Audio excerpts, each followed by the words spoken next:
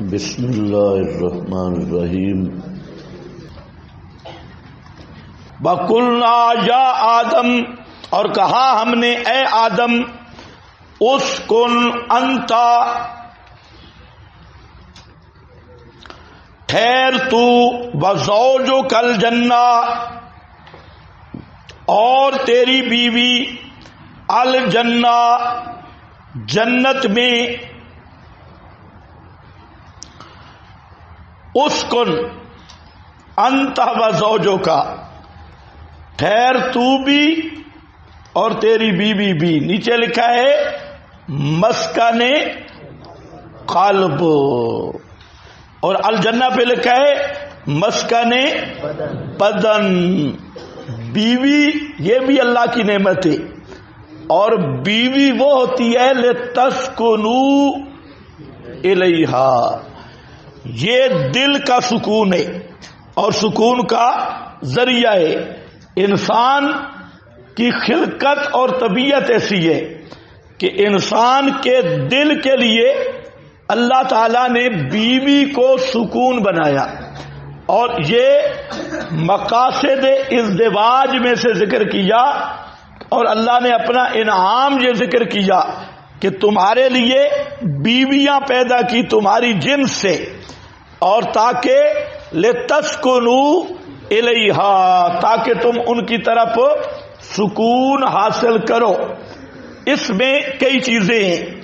ایک تو ہے کہ زانی، بد کردار، بدکار، یہ اس کو صرف قضاء شہابت ہے، اور قضاء شہابت کے ساتھ اس کا قدر اور تاب، قدر و تاب، اور ذلت اور رسوائی اور حسرت، وہ اس حد تک ہے کہ زنا کی لذت اس کے مقابلہ میں کوئی چیز بھی نہیں، اور جو بیوی ہے اس سے جنسی یا جو شہوانی تعلقات ہیں تو وہ اصل راحت اور سکون ہے۔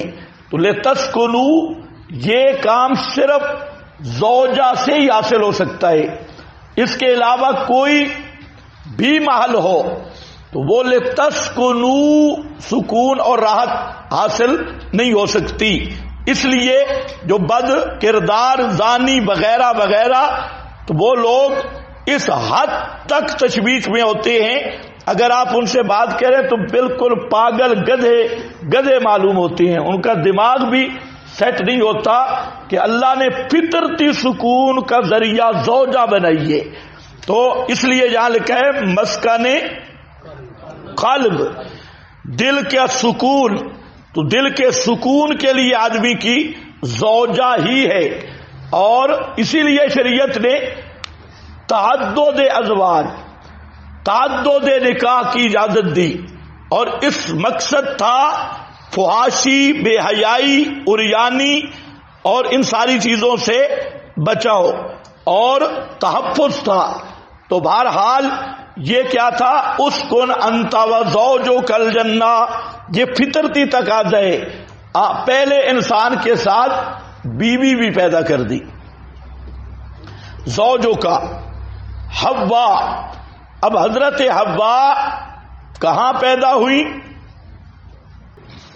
کیسے پیدا ہوئی؟ حضرت ابن عباس فرماتے ہیں یہ جنت میں پیدا ہوئی، لیکن یہ قول سندن قوی نہیں، درایتن بھی۔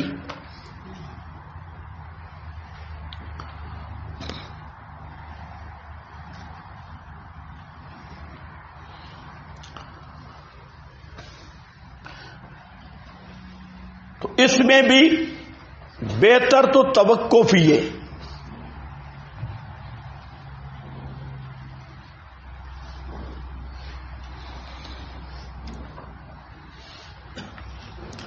دوسری بات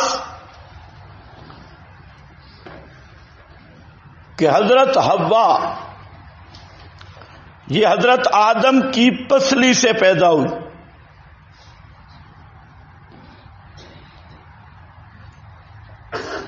اور اس کی اصل بنیاد خلق منہا زوجہا، منہا اس کو بنایا. پھر ایک روایت ہے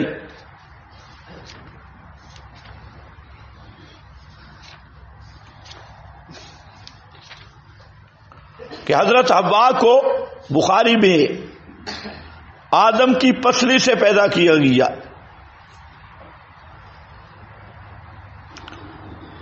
اس روایت کے متن کے الفاظ مختلف ہیں. اکثر حضرات نے تو اس کو ظاہر پہ لیا کہ حضرت آدم کی پسلی ہی سے پیدا ہوئی، لیکن شمس المحدثین حضرت قاضی شمس الدین رحمت اللہ علیہ انہوں نے اس حدیث کا معنی بیان کیا کہ اس کا یہ معنی نہیں ہے کہ حضرت حوا آدم کی پسلی سے نکلی پیدا ہوئی، بلکہ اس میں یہ بتانا مقصود ہے کہ عورت کی طبیعت میں ٹیڑھا پن ہے، جیسے پسلی ٹیڑھی ہوتی ہے. عورت کی طبیعت میں ٹیڑھا پن ہے، کجی ہے، جیسے پسلی میں کجی ہوتی ہے اور ٹیڑھا پن ہوتا ہے. اور جہاں تک اس سے پیدا ہوئی تو یہ ایسے ہے جیسے قرآن میں ہے خلقل انسان من عجل، انسان پیدا کیا گیا ہے من عجل. کیا معنی؟ انسان کی فطرت میں عجلت رکھی گئی ہے. یہ نہیں ہے کہ انسان عجلت کی جنس سے اور عجلت کی پسلی سے پیدا ہوا ہے. اور عجلت کس کو کہتے ہیں؟ جلد بازی، ابالا، جلد بازی. تو انسان کی طبیعت اور فطرت میں عجلت ہے، اسی طرح عورت کی طبیعت میں ٹیڑھا پن ہے. اس کے ساتھ گزارا ہی ہو سکتا ہے. اگر آپ یہ چاہیں کہ بالکل سیدھی ہو جائے، سوال ہی پیدا ہے، سیدھی کرنی بھی نہیں ہے. کئی لوگ سیدھا کرنا چاہتے ہیں، اگر سیدھا کیا تو ٹوٹ جائے گی ایک. اور دوسرا یہ اللہ تعالی کی حکمت بھی ہے کہ عورت کی طبیعت میں ٹیڑھا پن رکھا، اور ٹیڑھے پن میں بھی محبت کا ازدیاد ہے. عورت چونکہ محل محبت ہے، محل سکون ہے، اور محبوب بالکل سیدھا ہو، اس کو یہ کر جی ٹھیک ہے، یہ کر، کچھ نہ کچھ آکڑ ہونا تو محبت میں مزہ تب ہوتا ہے. اگر ہر بات مانتی جائے، یہ کر وہ کر، یہ کر وہ کر، جی جی جی جی جی جی جی، تو وہ مزہ نہیں. یہ کہے اور وہ تھوڑا سا آگے ناز نخرا دکھائے بھی، تو وہ ناز نخرے میں جتنا مزہ ہے وہ سیدھا کام کرنے میں نہیں ہے. تو یہ اللہ تعالیٰ کی حکمت بھی ہے کہ عورت کی طبیعت میں ٹیڑھا پر رکھا، اور یہ اور ازدیاد محبت ہے اور ازدیاد سکون ہے. خیر، او زوجو کل جنہ، الجنہ سے مراد کیا ہے؟ ہمارے پنجاب کا معرکۃ الآراء مسئلہ ہے کہ الجنہ سے مراد کیا ہے. اس پر مولوی حضرات ایک دوسرے کی تکفیر بھی کرتے ہیں کہ الجنہ سے مراد کیا ہے. ہاد الارواح، حافظ ابن القیم کی کتاب ہے ہاد الارواح، اس میں حافظ نے اس پہ بحث کی. حافظ ابن القیم رحمہ اللہ نے دونوں قولیں، زیادہ تر معتزلہ کا زور ہے کہ الجنہ سے مراد ہے دنیا زمین پہ باغ تھا، زمین پر بستان اور باغ تھا، وہ مراد ہے، حقیقی جنت مراد نہیں ہے. اور معتزلہ نے تو اپنے مقصد کے لیے اس پہ زور لگایا کیونکہ ان کا نظریہ یہ ہے کہ جنت اور جہنم ابھی پیدا نہیں ہوئی. اب ان پہ اشکال تھا الجنہ، تو انہوں نے کہا یہ عدن میں باغ تھا اور زمین پہ تھا، تو یہ اوپر والی جنت مراد نہیں. اہل سنت میں بھی بعض حضرات اس کی طرح مائل ہوئے، جیسے علامہ ماتریدی، ان کی تعویلات اہل سنت، اس میں بھی ان کی بات سے اسی قول کی طرف میلان ظاہر ہوتا ہے کہ الجنہ سے مراد کیا ہے؟ زمین پر باغ. بعض دیگر حضرات نے بھی یہ لکھا، لیکن اس پر الجنہ اگر احتجا آدم و موسیٰ اس حدیث میں غور کیا جائے تو معلوم ہوتا ہے کہ یہ جنت الخلد ہے.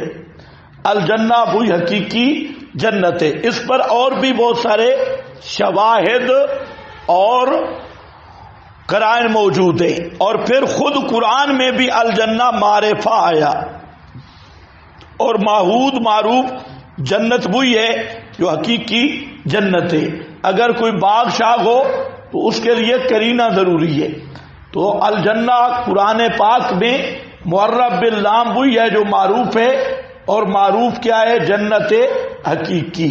یہ تو بہرحال دونوں طرف سے اعتراض و جواب، سوال و جواب، ہمیں ایسی لا یعنی باتوں میں وقت ضائع کرنے کی ضرورت نہیں.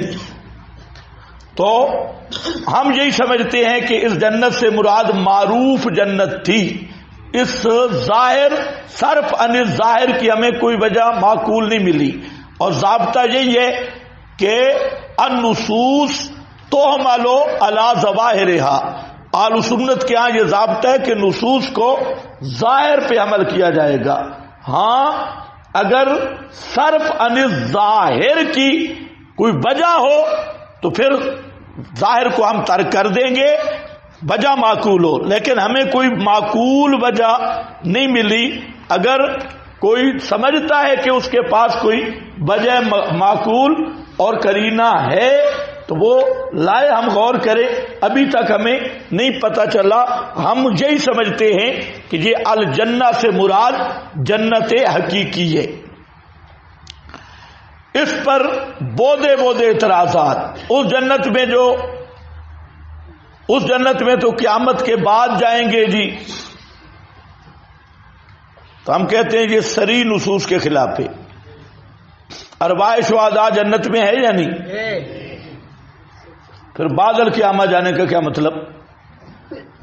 نبی کریم علیہ السلام معراج کو جنت سے ہو کر آئے ہیں یا نہیں آئے؟ پھر یہ کہنا کہ حقیقی جنت میں تو بعد القیامہ دخول ہوگا، تو آپ صلی اللہ علیہ وسلم تو جنت میں گئے، واپس آئے. ارواح شہداء انبیاء کا جنت میں ہونا متواتر قطعی ہے. تو اس طرح کے تخیلات ہیں. تو بہرحال یہ بات اتنی کافی ہے. بکلا منہا رغدن، اور کھاؤ منہا اس جنت سے، رغدن اکلن، رغدن کا موصوف مقدر ہے، اکلن رغدن کا آپ کے پاس لکھا ہے کشاف کا حوالہ. اکلن رغدن واسعن، کھاؤ اس جنت سے رغدا. کھانا رغدن رچتا پچتا.